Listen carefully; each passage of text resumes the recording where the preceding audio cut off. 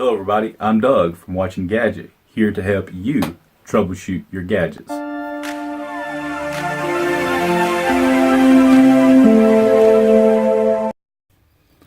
Hi, in this video I would like to show you how you can monitor your sleep with the id115 fit tracker. And you can do this with most fit bands. Okay, let's dive into it. And here we go. In your app settings, go ahead and go up here to the top left to your menu and make sure your device is connected. And then go into your profile.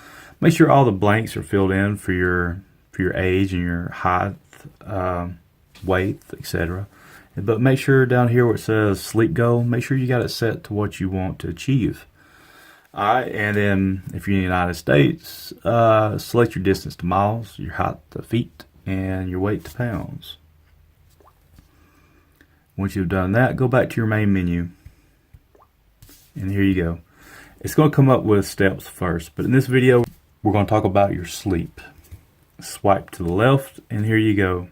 Just go ahead and click on the screen, and down here, it'll tell you, give you a graph. Up here you got day selected, so it'll tell you what time you went to sleep, what time you woke up, how well you slept, when you was sleeping, having a deep sleep or a light sleep, and what time you might have woke up during the night. And then during the week it'll show you a graph showing you how much you slept for each day, and then also deep sleep, light sleep, how many times you woke up, and then pretty much the same thing for the month. Okay, there we go. It's a short video. I'm just trying to answer a question that someone asked me in a comment for one of my other videos.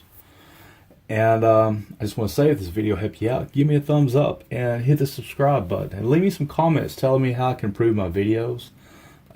Some more video ideas that you guys might have. And if I can answer them by leaving a comment, I will. If not, I can make another video. And thank you guys for watching.